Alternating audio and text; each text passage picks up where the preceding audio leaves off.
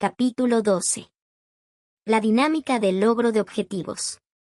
El grado en que satisfacemos nuestras necesidades y alcanzamos nuestras metas con algún grado de satisfacción es, en primer lugar, una función de nuestra capacidad de reconocer nuestras necesidades y formular nuestras metas. Esto no es tan simple como parece. Nuestro sentido natural de curiosidad y nuestras atracciones son fuerzas internas muy poderosas que crean un estado de necesidad o nos ponen en un estado de desequilibrio con el entorno físico hasta que las necesidades quedan satisfechas. Cuando sentimos estas atracciones hacia ciertas actividades, personas u objetos en el entorno, a menudo es difícil visualizar las posibilidades o formular planes debido a otras fuerzas internas en forma de creencias, asociaciones o recuerdos que actúan como barreras. Necesitamos comprender la relación y los posibles conflictos entre lo que necesitamos o nos sentimos muy atraídos y esas otras fuerzas internas que en cierto sentido dicen que no. El grado en que satisfacemos nuestras necesidades y logramos nuestras metas con algún grado de satisfacción es, en segundo lugar, una función del grado en que comprendemos la naturaleza de las fuerzas ambientales externas con las que tenemos que interactuar para satisfacer nuestras necesidades y lograr nuestras metas. La profundidad de nuestra comprensión se correlacionará directamente con la forma en que nos expresamos en el entorno para crear el efecto que queremos. En tercer lugar, es una función del repertorio de habilidades que hemos desarrollado para interactuar con el entorno y cuarto, una función de nuestra capacidad para ejecutar esas habilidades. Cualquier diferencia entre lo que queríamos, esperábamos, deseamos o necesitábamos y lo que obtuvimos es simplemente una indicación del grado en que no hemos aprendido lo que necesitábamos saber o evidencia de que no tenemos las habilidades adecuadas para hacer lo que necesitamos. Era necesario hacer. Incluido como factor en la primera categoría, donde no hemos aprendido lo que necesitábamos saber, está nuestra capacidad o falta de ella para evaluar objetivamente, sin ilusiones, la disponibilidad de lo que queríamos o necesitábamos desde la perspectiva del entorno. En otras palabras, es posible que lo que queríamos no estuviera disponible desde el principio o no estuviera disponible en la cantidad que queríamos o en el periodo de tiempo que queríamos o necesitábamos, y no teníamos el marco mental para hacer los tipos de distinciones que indicaran la disponibilidad real de antemano. También debemos considerar que lo que queríamos en realidad pudo haber estado disponible pero imperceptible, como resultado de no haber aprendido a hacer las distinciones apropiadas, lo que, a su vez, nos daría el tipo de perspectiva en la que podríamos notar su disponibilidad. En este tipo de situaciones normalmente terminamos diciéndonos a nosotros mismos, ojalá o si tan solo hubiera sabido eso entonces, cuando luego descubrimos que lo que no sabíamos en ese momento habría marcado una diferencia en cómo vimos cosas. Sin embargo, a menudo nunca descubrimos que lo que queríamos y no obtuvimos fue solo un pequeño cambio de perspectiva. Sin saber, por supuesto, que la razón por la que no lo entendimos fue porque simplemente no sabíamos que había algo más que necesitábamos aprender. Si tuviéramos el marco mental para hacer las distinciones apropiadas, podemos asumir que lo habríamos hecho, a menos que algo estuviera bloqueando nuestra percepción. Podría agregar aquí que cuando interactuamos con otras personas, si usamos la fuerza y la manipulación para obtener lo que de otro modo no estaría disponible, lo que estamos haciendo es obligarlos a comportarse fuera de sus creencias. Si sus creencias fueran consistentes con lo que queríamos de ellos, entonces no necesitaríamos usar la fuerza o la manipulación porque existiría un estado de armonía. No necesitamos usar la fuerza o la manipulación sobre alguien para que haga algo en lo que ya cree. Cada vez que lo hacemos, se crea en ellos un estado de desequilibrio que normalmente rectificarían mediante algún medio de venganza que simplemente tendríamos que afrontar con algún momento en el futuro. Como observación general de la condición humana que esto conlleva, la mayoría de nosotros pasamos la vida tratando de cambiar lo que tenemos frente a nosotros para adaptarlo a la composición de nuestro entorno interior, cuando todo lo que necesitamos hacer es cambiar la forma en que pensamos sobre lo que tenemos delante y cambiaremos la calidad de nuestra experiencia de ello. En la segunda categoría, donde no tenemos las habilidades adecuadas para hacer lo que hay que hacer, podemos reconocer el conjunto de pasos más apropiado a seguir y también evaluar objetivamente la disponibilidad de lo que queremos, pero eso no significa que tenemos las habilidades para ejecutar esos pasos. Es posible subestimar las habilidades requeridas en relación con las condiciones para lograr lo que queremos, es decir, no conocemos nada mejor, o podríamos sobreestimar nuestras habilidades en relación con las condiciones. Además, incluso si hemos aprendido las habilidades adecuadas, puede haber una serie de creencias o miedos que actúan como barreras o fuerzas limitantes que nos impedirán ejecutar adecuadamente los pasos que conducen a lo que queremos lograr. Estas creencias o miedos pueden ser algo de lo que somos conscientes o pueden ser completamente subconscientes. Defino el subconsciente como cualquier experiencia a la que no tenemos acceso inmediato con nuestro proceso de pensamiento consciente. Por ejemplo, alguien podría tener miedo de meterse en el agua, ser consciente del miedo mismo, pero no tener el más mínimo recuerdo de una experiencia dolorosa asociada al agua para saber por qué no puede expresarse de esa manera. Aquí hay una distinción muy importante que debes hacer entre recuerdos y recuerdos. Lo que experimentamos en el entorno se convierte en un recuerdo. Nuestra capacidad de incorporar ese recuerdo a nuestro proceso de pensamiento consciente es el recuerdo. Algunos recuerdos son fáciles de recordar porque los caminos hacia donde se almacena el recuerdo se utilizan mucho. En otras palabras, recordamos cómo recordar ciertos recuerdos. Sin embargo, hay muchas otras experiencias que se vuelven subconscientes. Estos son recuerdos que hemos olvidado cómo recordar porque no utilizamos los caminos o porque nunca fuimos plenamente conscientes de lo que percibían nuestros sentidos en primer lugar. Sin embargo, la cuestión aquí es que nada de lo que entra en el entorno mental desaparece o deja de existir simplemente porque no lo recordamos. Nuestra capacidad para recordar conscientemente cualquier creencia particular que nos enseñaron cuando éramos niños o nuestra capacidad para recordar cualquier experiencia particular no es un factor en la dinámica de cómo cualquiera de estos componentes mentales actúa como una fuerza sobre nuestro comportamiento. Tampoco lo es el tiempo del reloj físico. Nuestro recuerdo consciente de experiencias puede desvanecerse con el tiempo, pero el tiempo no tiene ningún impacto en la carga eléctrica, calidad de la energía, o en la cantidad de fuerza emocional detrás de la carga. Por ejemplo, el viejo dicho de que el tiempo cura todas las heridas no es aplicable al entorno mental. El tiempo curará las heridas del cuerpo porque el cuerpo es parte de una realidad física donde todo está en movimiento y cambia con el tiempo.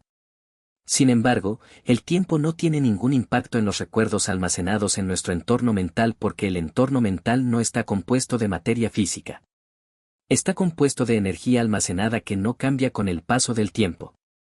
Las heridas emocionales, energía mental cargada negativamente, nunca desaparecerán a menos que aprendamos a liberarnos de ellas o a cambiarlas.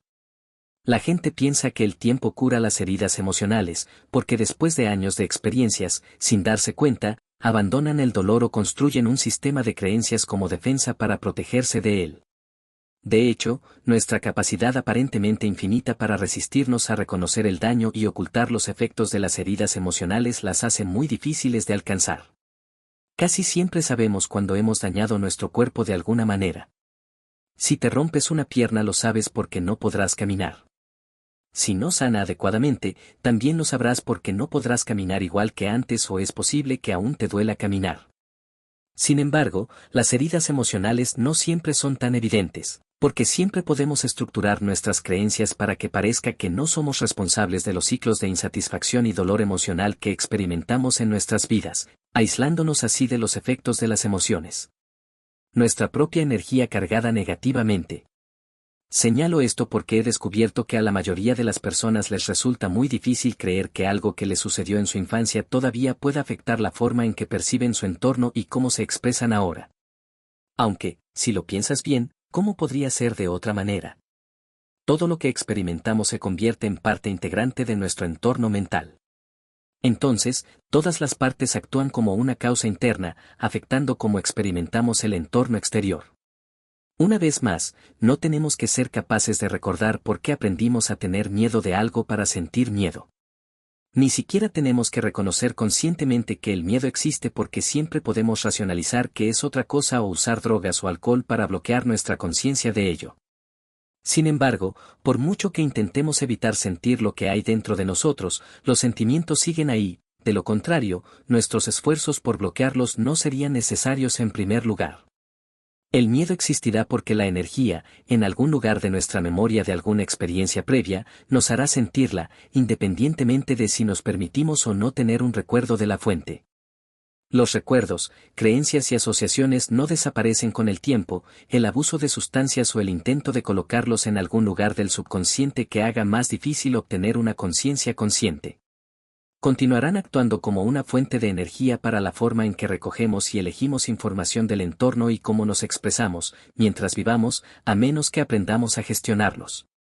¿Alguna vez te preguntaste por qué fue tan difícil romper con un hábito no deseado o por qué puede ser tan difícil ejecutar algún plan bien pensado con el que estabas realmente comprometido? Es difícil debido a lo que ya está dentro de nosotros y que actúa como resistencia a nuestro intento. La intención de hacer algo no es necesariamente una creencia. En otras palabras, de todo lo que pretendemos hacer, algunas de esas intenciones estarán respaldadas por nuestras creencias, recuerdos y asociaciones, y otras no. Cuando hay apoyo, nuestros esfuerzos parecerán sencillos, porque no hay conflicto entre creencias, recuerdos y asociaciones y lo que pretendemos hacer.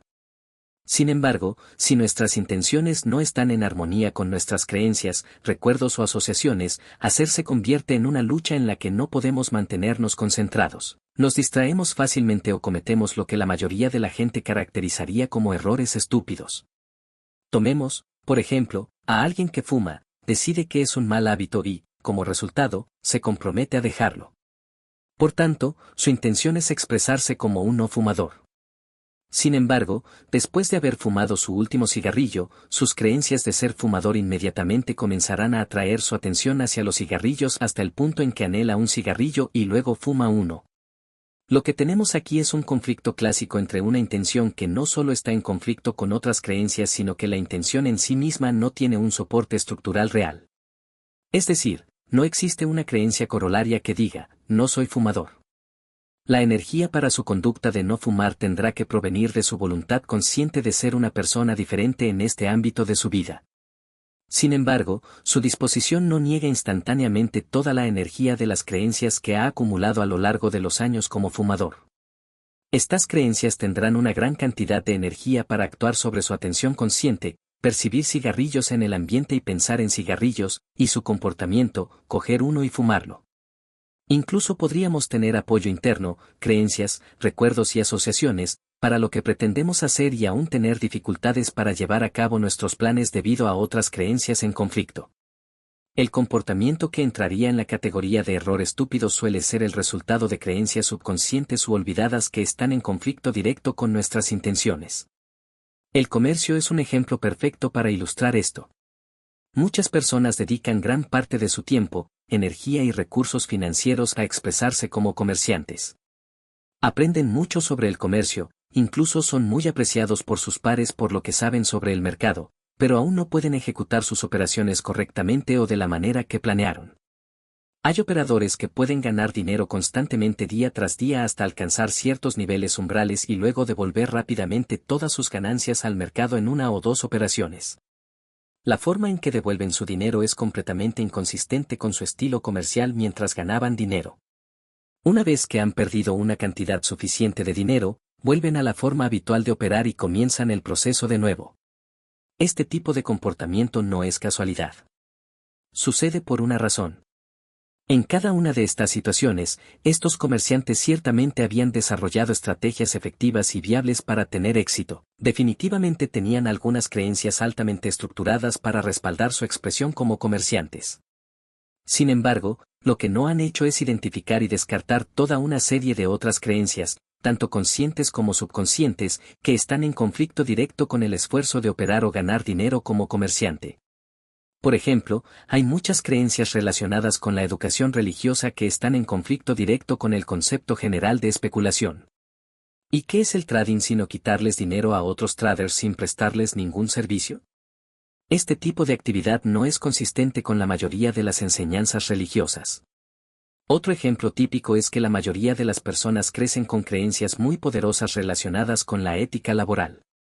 Tienen definiciones muy rígidas sobre lo que constituye trabajo y cómo se gana el dinero. El trading tampoco encaja exactamente en la mayoría de estas definiciones. Entonces, independientemente de cuán desarrolladas estén las estrategias comerciales de uno, el acto de negociar seguirá violando la integridad de cualquier creencia que esté en conflicto con el acto de comerciar o ganar dinero con el comercio.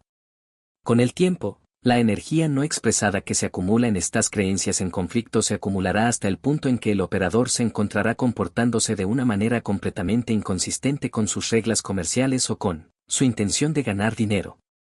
A menudo, incluso será consciente de que está a punto de cometer un error comercial, se observará a sí mismo haciéndolo y, al mismo tiempo, Se sentirá impotente para detenerse o no lo hará hasta que haya perdido suficiente dinero para compensar el desequilibrio en su entorno mental.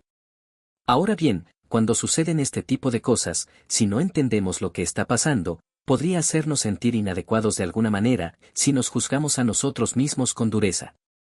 O podríamos sentirnos abrumados por una sensación de impotencia y miedo porque aparentemente no tenemos control sobre estas fuerzas internas no identificadas que pueden ejercer tanto control sobre nuestro comportamiento. Sin ninguna conciencia del problema ni herramientas efectivas para abordarlo, la mayoría de las personas intentarán construir barreras mentales para tratar de bloquear estas fuerzas para que no se manifiesten en su comportamiento. Obviamente no funcionan, lo que hace que la situación sea aún más aterradora. Aquí es donde entra en juego el abuso de sustancias.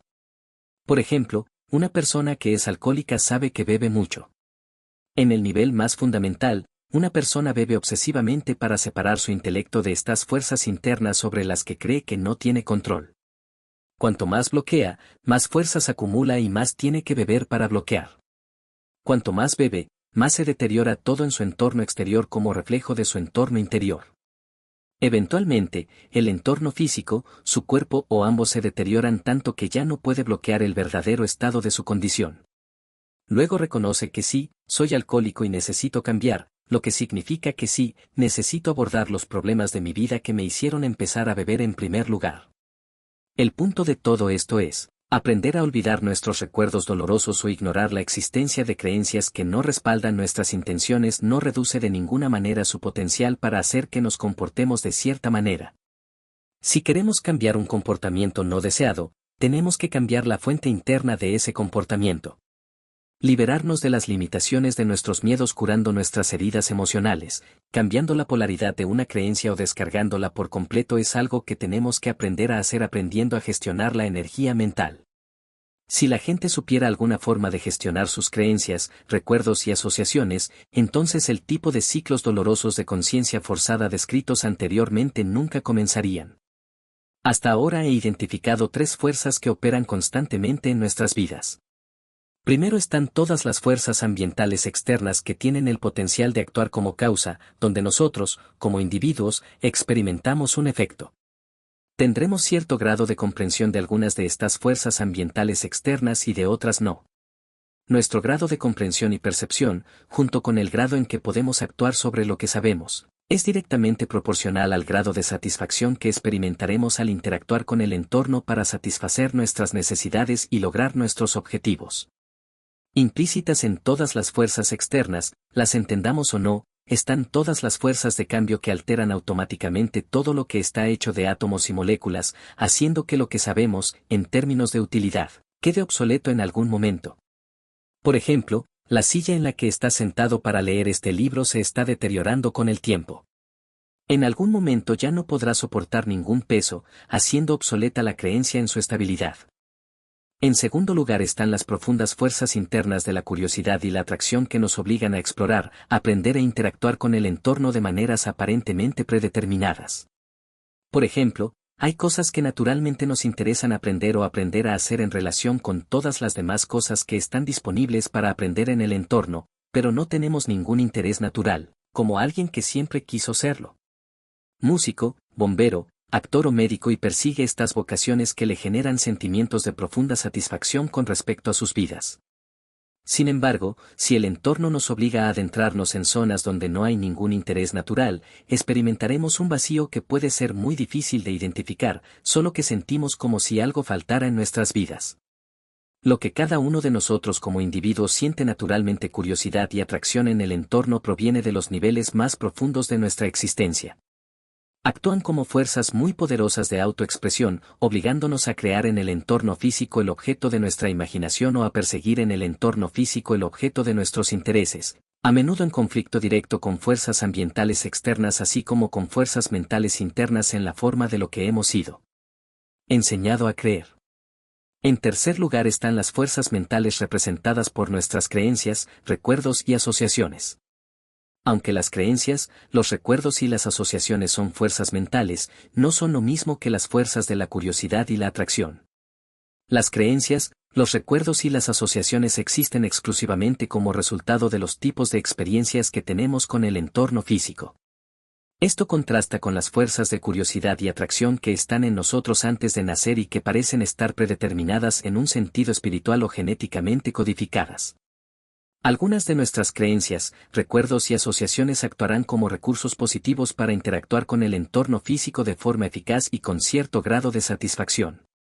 Otros, sin embargo, tendrán solo la efecto contrario.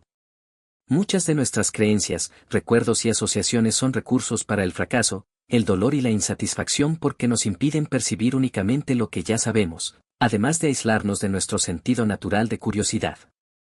En otras palabras, actúan específicamente como fuerzas para impedir cualquier mayor crecimiento mental. Ahora bien, dado que tenemos que interactuar con el entorno físico para satisfacer nuestras necesidades y alcanzar nuestras metas, la clave para hacerlo y asegurarnos de experimentar mayores niveles de satisfacción es adquirir niveles más profundos de percepción y comprensión de la naturaleza de estas fuerzas. Es decir, necesitamos permanecer en un estado constante de aprendizaje. Lo único que realmente nos impide seguir aprendiendo sobre la naturaleza de estas fuerzas externas son las fuerzas mentales en forma de creencias, recuerdos y asociaciones que se acumulan y, como resultado, bloquean nuestro sentido natural de curiosidad, a veces hasta el punto de cerrar por completo el proceso de aprendizaje. Hay algo de verdad en el dicho de que no se puede enseñar a un viejo nuevos trucos para perros, excepto que en realidad debería decir un perro viejo no aprenderá trucos nuevos. No es que sea imposible que alguien, independientemente de su edad, aprenda algo nuevo, el problema no es la capacidad. Es más una cuestión de resistencia y rechazo. Esta negativa proviene de la suma total de todo lo que ya creemos, en esencia diciendo, olvídalo, ya lo sé todo lo que necesito saber. Por supuesto, las consecuencias de tal postura hacia el medio ambiente pueden ser, y a menudo lo son, devastadoras. Invariablemente siempre se necesita algún evento verdaderamente devastador o una serie de ellos antes de que alguien que tiene este tipo de actitud lo haga. Reconocer que la razón de su difícil situación es que simplemente se niegan a permitir cualquier cambio en su entorno mental. Por supuesto, esta actitud de sabelotodo es muy fácil de reconocer en otra persona, el truco está en aprender a reconocerla nosotros mismos. Porque existe en todos nosotros como una función natural de la forma en que las creencias, los recuerdos y las asociaciones gestionan la información. Para permanecer en un estado constante de aprendizaje necesitamos aprender a adaptarnos. Para adaptarnos necesitamos aprender algunas técnicas mentales específicas sobre cómo aplicar conscientemente nuestros pensamientos para actualizar, modificar, reemplazar o cambiar la polaridad, carga eléctrica, de varios componentes en nuestro entorno mental que actúan como fuerzas limitantes o inhibidoras en nuestra percepción y comportamiento, impidiéndonos obtener mayores niveles de correspondencia con el entorno físico. Al adaptarnos conscientemente, nos estamos poniendo a disposición para aprender cómo satisfacer nuestras necesidades y lograr nuestras metas de maneras cada vez más satisfactorias. Nuestro objetivo es la necesidad de explorar el objeto de nuestras curiosidades y atracciones, que también quedan bloqueadas por nuestras creencias, asociaciones y recuerdos. Para adaptarnos, debemos elegir no resistirnos al aprendizaje y al cambio. Esto requiere una voluntad de nuestra parte de pensar más allá de las limitaciones establecidas por nuestras creencias, asociaciones y recuerdos y una voluntad de aprender a gestionar la energía mental para poder liberarnos de los efectos negativos de nuestros recuerdos dolorosos.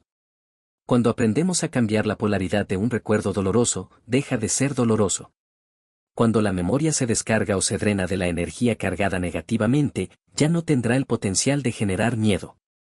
El miedo siempre limita el número de opciones que percibimos disponibles en el entorno por la forma en que nos hace centrar nuestra atención en el objeto de nuestro miedo. El efecto neto es que terminamos creando para nosotros mismos exactamente lo que estamos tratando de evitar. Es importante que tengas en cuenta que, cuando cambiamos la polaridad de un recuerdo, en realidad no cambia la estructura del recuerdo. En otras palabras, no olvidamos la experiencia, por lo que aún podemos usarla como parte de nuestro repertorio de lo que sabemos sobre la naturaleza del entorno físico. Cuando cambiamos la calidad de la energía de un recuerdo de negativa a positiva, negamos el potencial del recuerdo para generar miedo, permitiéndonos percibir todas las demás opciones de experiencia disponibles en el entorno en el mismo momento. Preferiblemente esta voluntad de cambiar vendrá de algún otro lugar que por desesperación. La idea es aprender a reconocer lo que necesitamos saber mucho antes de que las condiciones se deterioren hasta niveles de desesperación. Hacer esto requiere que incorporemos a nuestro sistema mental tres suposiciones muy fundamentales que nos ayudarán a mantener una relación saludable con el medio ambiente y generar la energía detrás de la voluntad que necesitaremos para iniciar dicho proceso, después del cual experimentaremos los beneficios. Actuar como fuerza motriz detrás de nuestra voluntad. La primera suposición es que no hemos aprendido todo lo que hay que saber.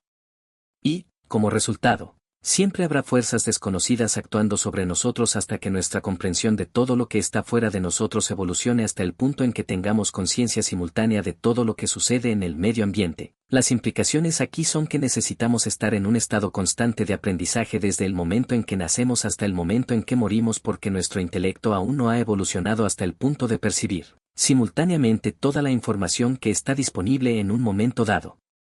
Hasta entonces, nos vemos obligados a elegir la información que experimentamos en función de lo que hemos aprendido a creer.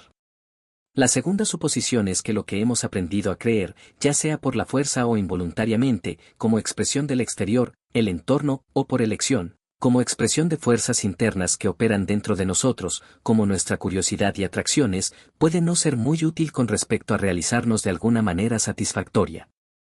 El tercer supuesto es que lo que hemos aprendido que es útil y funciona a nuestra satisfacción todavía está sujeto a cambios debido a las condiciones ambientales cambiantes. En otras palabras, lo que necesitamos saber para experimentar más satisfacción y felicidad en nuestras vidas a menudo tendrá que reemplazar parcialmente o invalidar por completo lo que ya hemos aprendido. Negarse a cambiar lo que ya hemos aprendido es prácticamente lo mismo que decir que ya sabemos todo lo que hay que saber y que no necesitamos aprender nada más.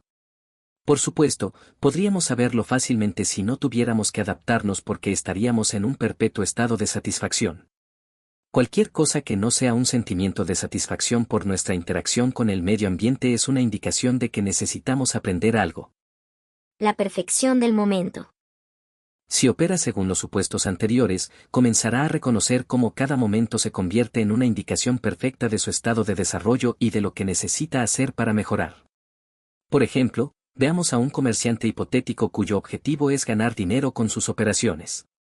Él percibe lo que cree que es una oportunidad para hacerlo y realiza un intercambio. Sin embargo, actúa por miedo a equivocarse. Como resultado, su miedo actuará sobre su percepción de la información para bloquear de su conciencia cualquier evidencia que indique que está equivocado. Recuerde que el miedo es un mecanismo natural para advertirnos de condiciones amenazantes para que podamos evitarlas. Ahora bien, ¿qué es lo que amenaza con estar equivocado? En este caso, como en la mayoría de los casos, es todo el dolor y la humillación acumulados en su interior por sus experiencias pasadas. Si el mercado, o cualquier otra persona, le presenta cualquier información que entre en conflicto con lo que él quiere, su miedo hará que la distorsione perceptivamente o le gritará enojado a la persona que le ofreció dicha información, no me digas. Eso para que pueda evitar sentir el dolor que ya está dentro de él debido a su pasado.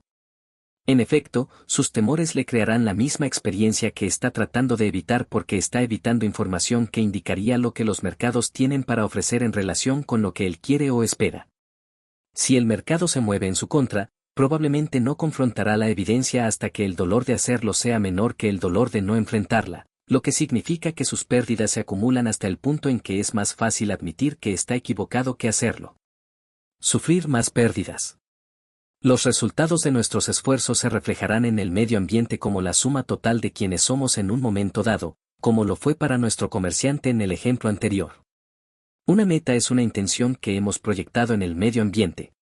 Es una necesidad que será satisfecha en algún momento futuro. La necesidad surge del reconocimiento de alguna carencia. Reconocer la necesidad automáticamente enfoca nuestra atención para explorar el entorno en busca de formas, caminos, para satisfacer esa necesidad. La información ambiental que percibimos, calidad y profundidad de conocimiento, será una función de la cantidad de distinciones que podemos hacer menos cualquier información que quede bloqueada por cualquier miedo con el que estemos operando. La forma en que nos expresemos para satisfacer la necesidad dependerá de 1. Nuestras percepciones, 2. Los pasos que elijamos como resultado de esas percepciones y 3. Las habilidades que hayamos desarrollado menos cualquier creencia, recuerdo y conflicto. Asociaciones, haciendo de cada momento en que interactuamos con el entorno una indicación perfecta de lo que sabemos y que también podemos actuar sobre lo que sabemos. Cuando nos negamos a reconocer o aceptar la perfección de cada uno en este momento de nuestras vidas, nos negamos el acceso a la información que necesitamos para expandirnos. Cualquier habilidad que necesitemos aprender para expresarnos de manera más efectiva tiene un verdadero punto de partida.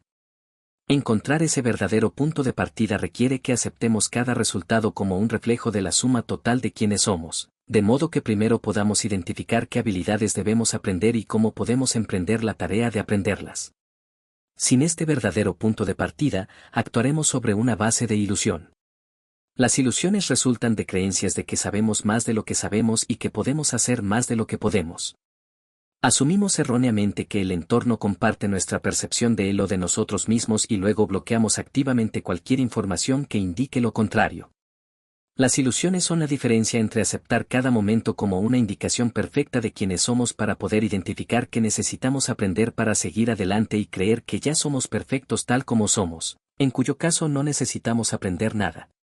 Ciertamente, si alguno de nosotros estuviéramos en un estado perfecto de conocimientos y habilidades, entonces nunca necesitaríamos quejarnos de nada ni poner excusas, racionalizaciones o justificaciones de por qué las cosas no salieron como las planeamos. Cada podría haber, habría o si tan solo es una indicación del grado de ilusión en el que nos estamos entregando.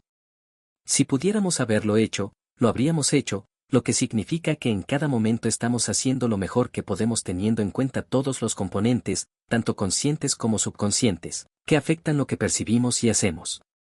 Reconocer y aceptar esta perfección siempre nos dará nuestro verdadero punto de partida para indicar que necesitamos aprender para poder percibir las condiciones de manera diferente o qué recursos necesitamos desarrollar, para responder de manera diferente. Si nuestro hipotético operador quiere convertirse en un operador eficaz y consistentemente exitoso, necesitará involucrarse en algunas actividades de superación personal.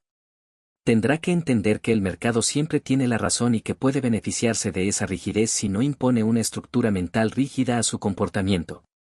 Necesita liberarse del miedo a equivocarse para poder observar el comportamiento del mercado desde una perspectiva objetiva.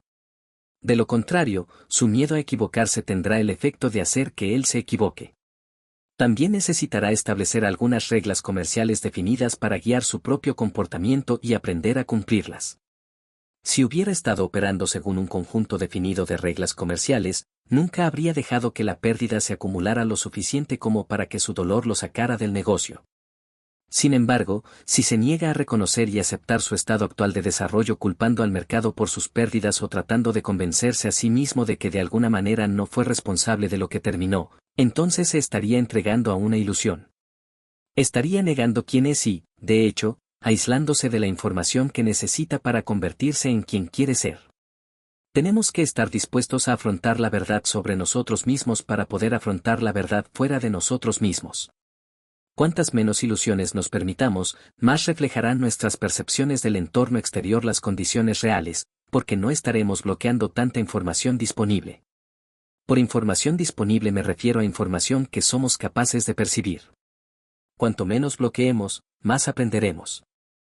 Cuanto más aprendemos, más fácil es anticipar cómo reaccionará o responderá el entorno exterior bajo cualquier conjunto de condiciones. De lo contrario, no nos permitiremos percibir en el entorno lo que nos negamos a saber de nosotros mismos. A ninguno de nosotros le gusta reconocer lo que percibimos como nuestras debilidades. Sin embargo, es exactamente lo que debemos hacer para superarlos. De lo contrario, seguiremos construyendo nuestras vidas sobre esta base de ilusión que requiere tanta energía, alcohol o drogas para mantenerse que eventualmente tiene que desmoronarse, lo que lleva a estas conciencias forzadas muy dolorosas. Enfrentar la verdad en el entorno o la verdad sobre sentirnos a nosotros mismos no es más doloroso que las conciencias forzadas que resultan de estas ilusiones. Es simplemente más inmediato. Sin embargo, cuando confrontamos lo que hay dentro de nosotros, es el primer paso en el proceso de romper un ciclo de insatisfacción para convertirlo en un ciclo expansivo de éxito. ¿Qué mejor forma de lograr objetivos podría haber que enfrentar las condiciones tal como existen, identificar lo que necesitamos aprender para operar de manera más efectiva y luego emprender la tarea de aprenderlo, haciendo nuestros ajustes a lo largo del camino? Todos los traders se dan exactamente lo que merecen. Los traders realizan operaciones y luego las cancelan cuando así lo desean. Ese proceso de toma de decisiones es el resultado de la suma total de todos los componentes mentales que interactúan entre sí. Si tuviéramos que inventariar todos estos componentes, medir la energía que contienen y luego equilibrar los componentes que contribuyen a un sentido positivo de autovaloración con los componentes que contribuyen a un sentido negativo de autovaloración, lo que quedaría es una cantidad neta que valoramos nosotros mismos. Esta cantidad neta se corresponderá directamente con la cantidad de dinero que nos damos a nosotros mismos de lo que está disponible en cualquier operación determinada, en cualquier día, mes o año, o de la misma manera con la cantidad de nuestro dinero que regalamos. Sé que este puede ser un concepto muy difícil de aceptar. Sin embargo, aparte de tener en cuenta lo que aún no hemos aprendido en términos de conocimientos y habilidades, como podría ser de otra manera, creamos nuestras propias reglas cuando operamos. Nadie nos obliga a entrar o salir de los mercados, a menos que una posición sea liquidada por una casa de bolsa por falta de margen. En cualquier operación determinada, existen varias posibilidades para obtener ganancias o reducir pérdidas. Lo que decidamos hacer en cada caso con respecto a cada posibilidad será el resultado de nuestras percepciones y de todos los componentes internos que afectan esas percepciones. Lo que realmente terminemos haciendo será el resultado de lo que decidamos y de nuestra capacidad para ejecutar nuestras decisiones, que a su vez estará determinada por una serie de factores mentales, todos los cuales contribuyen a nuestro sentido de autovaloración. El trading es un ejercicio de acumulación de dinero. Una vez que hemos aprendido a operar, percibir oportunidades y ejecutar nuestras operaciones, ¿quién más o qué más podría ser responsable de lo con que terminamos? De hecho, si los traders trazaran su patrimonio, reflejaría sus conflictos internos y lo que piensan de sí mismos día a día, mes a mes o año a año. Estos gráficos se parecerían mucho a los típicos gráficos de barras o de puntos y cifras de los propios mercados, con niveles de soporte y resistencia, zonas de consolidación, repuntes, ventas y retrocesos. Todos estos patrones reflejarían el estado mental del trader, del mismo modo que los propios mercados reflejan el estado mental colectivo de todos sus participantes. Gráficos como estos también pueden tener el mismo valor predictivo que en los mercados, si uno aprende qué buscar. Algunas de las firmas de corretaje más sofisticadas que administran grandes fondos mantienen este tipo de gráficos en la CTA que emplean para negociar su dinero bajo administración. Cambiarán la cantidad de capital disponible para que cada CTA la administre en función de las formaciones de gráficos de cada individuo. En otras palabras, una vez que se construye algo de historia, no es demasiado difícil determinar cuando alguien está a punto de recibir un gran golpe debido a las fuerzas psicológicas que se construyen dentro de él, de la misma manera que las fuerzas colectivas del mercado se construyen antes de un gran movimiento. Como traders individuales, si queremos darnos más y más dinero de los mercados, tenemos que aprender a valorarnos cada vez más para creer que merecemos lo que queremos o merecemos lo que obtenemos. El trading puede resultar en la rápida acumulación de ganancias inesperadas. Para mantener esas ganancias, debemos tener apoyo interno. La mayoría de las veces, ese apoyo no existe, y eso explica todas las historias de pobreza, riqueza y pobreza que se pueden contar en el mundo del trading. Por supuesto, el primer paso en el proceso de valorarnos más es aceptar nuestro verdadero punto de partida, es decir, tenemos que asumir la responsabilidad total de lo que terminamos como un reflejo de lo que necesitamos aprender sobre los mercados, sobre nosotros mismos o sobre ambos. En última instancia, todo lo que hacemos contribuye o resta valor a nuestro sentido de autovaloración. Por eso puede fluctuar de un día a otro o de un momento a otro. La mejor manera que conozco de aumentar nuestro sentido de valoración es comprometernos con el proceso de crecimiento.